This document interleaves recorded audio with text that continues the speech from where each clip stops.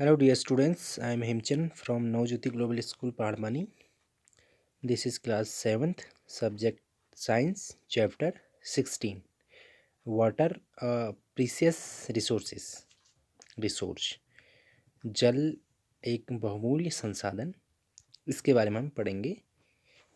काफ़ी interesting chapter है। इसमें हमसे कहा गया है जल है तो कल है। If you have water you can think of the future. यदि जल उपलब्ध है तो आपका भविष्य सुरक्षित है। इसके बारे में हम चैप्टर में आगे स्टडी करेंगे। You are perhaps aware that 22 March is celebrated as the world water day. आप शायद जानते होंगे कि प्रतिवर्ष 22 मार्च को विश्व जल दिवस के रूप में मनाया जाता है। A school celebrated Water Day and invited posters from the children of your age group. Some of the posters presented on that day are shown in figure 16.1. एक विद्यालय में जल विद्युत जो जल दिवस मनाया गया और आपके आयु वर्ग के बच्चों से पोस्टर आमंत्रित किए गए। उस दिन प्रस्तुत किए गए कुछ पोस्टरों को यहाँ पे फिगर 16.1 में दिखाया गया है। यहाँ पर आप देख सकते हैं इस टाइप से यहाँ पे पोस्टर्स बनाए हैं। जैसे इसमें लिखा है save every drop of water, you can save water. ये सभी चीज़ें ऐसे ही पोस्टर्स को आप भी बना सकते हैं। आगे हम देखते हैं what is the message you get from these posters. Write your observations in your notebook and discuss them in the class. इन पोस्टरों से आपको क्या संदेश मिलता है। आपने जो प्रेक्षेषणों को अपनी नोटबुक में लिखिए और उनकी चर्चा अपनी कक्षा में कीजिए करें। आगे हम देखते हैं have you ever felt a shortage of water at home और एट स्कूल। क्या आपने कभी घर अथवा विद्यालय में जल की कमी महसूस की है। योर फ्रेंड्स और teachers must very often be advising you not to waste water. No wonder we celebrate Water Day every year to attract the attention of everybody towards the importance of conserving water. Means कि आपने जो आपके parents हैं, माता पिता और teachers, जो teachers और आपके पेरेंट्स हैं, तो इन्होंने प्राय आपको जल बर्बाद न करने की सलाह देते होंगे। हर व्यक्ति का जल संरक्षण के महत्व की ओर ध्यान आकर्षित करने के लिए हम प्रतिवर्ष जल दिवस वाटर डे मनाते हैं। आगे हमसे कहा गया है the amount of water recommended by the United Nations for drinking, washing, cooking and maintaining proper hygiene is a minimum of 50 liters per person per day. This amount is about 2.5 buckets of water per person per day. Is your family getting at least this much of water? If yes, you should consider yourself fortunate because millions of people in our country do not get enough water. What about your friends and their families? Share your experience with them.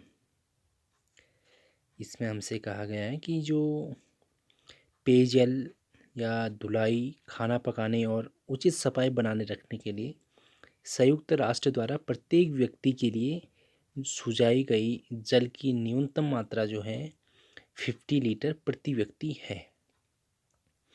यह मात्रा प्रति व्यक्ति प्रतिदिन लगभग 2.5 बाल्टी जल के बराबर है। क्या आपके परिवार को कम से कम इतना जल मिल रहा है? यदि हाँ, तो आपको अपने आप को भाग्यशाली समझना चाहिए, क्योंकि हमारे देश में लाखों लोगों को पर्याप्त जल नहीं मिलता। आपने आपके मित्रों और उनके परिवारों को जल की उपलब्धता की स्थिति कैसी है, अपनी अनुभवों की उनके साथ चर्चा कीजिए अपने अनुभवों को। इसके बाद हम देखेंगे activity 16.1, collect clippings from newspapers and magazines on the news items, articles and pictures related to water shortage. आपने समाचार पत्रों और पत्रिकाओं से जल की कमी से संबंधित समाचार, लेख और चित्र की कतरनें एकत्रित करनी है, कीजिए उनको। Paste them your scrapbook and share it with your friends. List some problems faced by the people and discuss them in the class. इसके बाद उन्हें अपनी स्क्रैप पुस्तिका में चिपकाइए और उनके बारे में अपने मित्रों से चर्चा कीजिए। जनता द्वारा झेली जाने वाली कुछ समस्याओं को सूचीबद्ध कीजिए और कक्षा में उन पर चर्चा कीजिए। ये एक्टिविटी में हमसे कहा गया, जैसे यहाँ पर आप देख सकते हैं न्यूज़पेपर्स जो क्लिपिंग्स हो रही है, ऐसे आपने करना है। नेक्स्ट हम देखते हैं 16.1, how much water is available, कितना जल उपलब्ध है। इसमें हम देखते हैं जो हमारे अर्थ अफेयर्स ब्लू फ्रॉम स्पेस, यहाँ पे आपको पिक्चर्स में दिख रहा है, अंतरिक्ष से पृथ्वी नीली आभा जो दिखाई देती है। तो हम आगे पढ़ते हैं, how much water is available, कितना जल उपलब्ध है। Look at the picture of the earth taken from space. Why does it appear blue? Surely you can guess. अंतरिक्ष से लिए गए जो पृथ्वी के चित्र को देखिए, यहाँ पे आपको दिख सकता है पिक्चर्स में 16.4 में, यहाँ पे देख सकते हैं आप, यह नीला क्यों दिखाई देता है। निश्चय ही आप अनुमान लगा सकते हैं कि यह पृथ्वी जो है ये नीली क्यों है। आगे हम देखते हैं, you are aware that about 71% of the earth surface is covered with water. Almost all the water on the earth is contained in the seas and oceans, rivers, lakes, ice caps, as groundwater and in the atmosphere. However, most of this water is not fit for human consumption directly. Means आप जानते हैं कि पृथ्वी की सतह का लगभग 71% भाग जल से ढका है। पृथ्वी पर उपस्थित लगभग समस्त जल समुद्रों और महासागरों, नदियों, तालों और ध्रुवीय बर्फ हो गए, भौमजल और वायुमंडल में पाया जाता है। परंतु इससे अधिकांश जल इसी रूप में मानव उपयोग के लिए उपयुक्त नहीं है। उपयोग के लिए उपयुक्त जल अलवण जल है। आगे हम देखते हैं, एक एक्टिविटी के थ्रू समझते हैं इसको। 16.2, most of us assume water to be limitless resource from this activity can you. सारणी में दी गई विभिन्न चरणों का अनुसरण करते हुए पृथ्वी में उपलब्ध अलवण जल का आकलन कीजिए। यहाँ पर आप देख सकते हैं स्टेप्स, फिगर, रिमार्क, 3 ऑप्शंस हमें यहाँ पे फाइंड आउट हैं। स्टेप्स में क्या दिया गया है हमसे, take a medium size bucket and fill it up with water, it contains about 20 litres of water. आपने एक मीडियम साइज का, मीडियम आमाप का एक बाल्टी लेकर उसे जल से भर लेना है।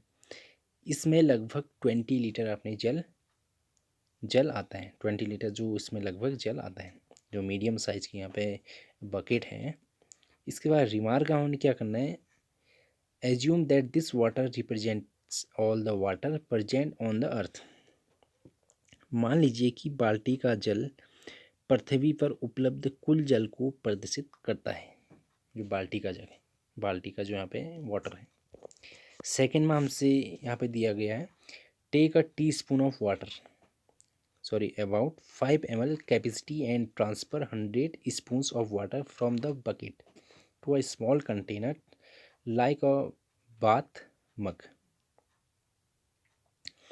एक 5 ml क्षमता का चम्मच लीजिए और बाल्टी में से 100 चम्मच जल मग अपने किसी छोटे पात्र में डाल लेना है।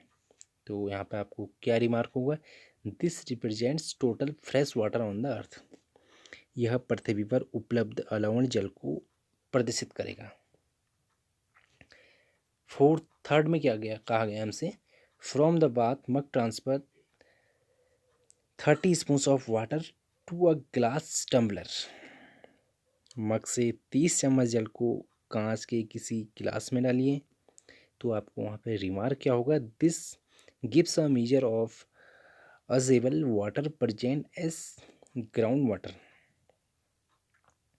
मतलब इसमें यह भौम जल के रूप में पाए जाने वाले उपयोग योग्य जल की मात्रा के समान है। लास्ट है, finally take out a quarter 1/4 spoonful of water from the mug. अंत में मग में से 1/4 चम्मच जल निकालिए। आपने उसमें से 1/4 जल निकालना है। तो यहाँ पे जो रिमार्क होगा आपका, it represents all the water present in all the lakes and rivers of the world. यह विश्व के सभी झीलों और नदियों में उपस्थित कुल आलवण जल की मात्रा को प्रदर्शित करता है। आगे, the water left in the bucket represents the saline water present in the seas, oceans and partly as groundwater. This water is not fit for human use.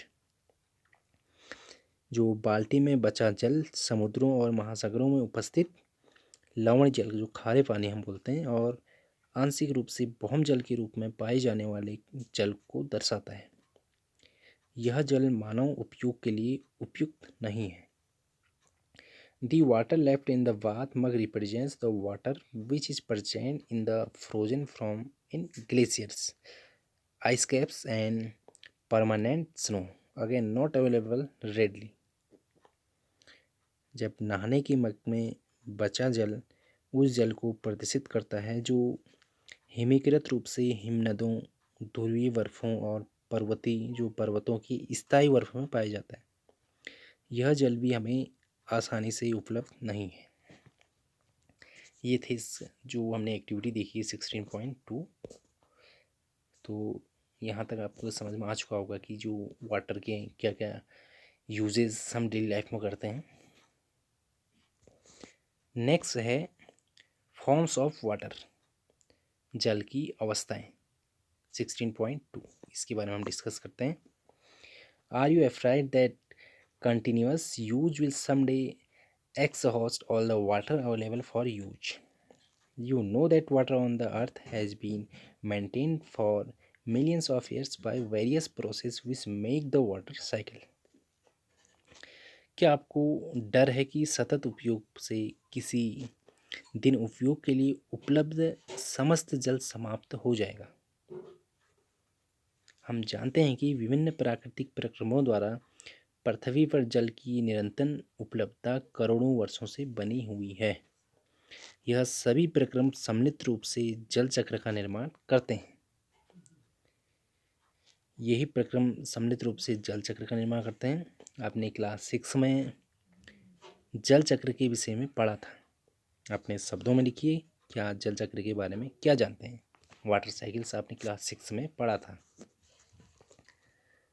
आगे हम देखते हैं। You know that when water circulates through the water cycle, it can be found in all the three forms: solid, liquid, and gas at any given time somewhere on the earth. The solid from snow and ice is present as ice caps at the poles of the earth. Snow covered mountains and glaciers. Liquid water is present in the oceans, lakes, rivers, and even underground. The gaseous form is the water vapour present in the air around us. इसका मतलब क्या है कि जो जल चक्र द्वारा परिचक्रण के दौरान जल इसकी तीनों अवस्थाएं अर्थात जैसे सॉलिड, ठोस एंड लिक्विड एंड गैस, ठोस, द्रव, गैस में किसी एक अवस्था में पृथ्वी पर कहीं भी पाया जा सकता है। जो सॉलिड होता है, ठोस अवस्था में जल बर्फ और हिम के रूप में पृथ्वी के ध्रुवों पर बर्फ से ढके पर्वतों और जो ग्लेशियर में पाया जाता है। द्रव अवस्था में जल महासागरों, झीलों, नदियों की अतिरिक्त भूतल के नीचे बॉम्ब जल भी पाया जाता है। और गैसीय अवस्था में जल हमारे आसपास की वायु में जल वाष्प के रूप में उपस्थित रहता है। ये थे इसके 3 जो साइकिल्स, वाटर साइकिल्स के जो यहाँ पे फॉर्म्स थे ये। सो स्टूडेंट्स, आज की क्लास यहीं तक रहेगी हमारी। नेक्स्ट क्लास में हम अपना नेक्स्ट टॉपिक पढ़ेंगे, ground water as an important source of water के बारे में। एक टॉपिक हमारा बचा है। इसके बाद depletion of water table, distribution of water, water management, ये सभी टॉपिक इम्पोर्टेंट हैं। ये टॉपिक्स हमारे नेक्स्ट क्लास में कंप्लीट हो जाएंगे।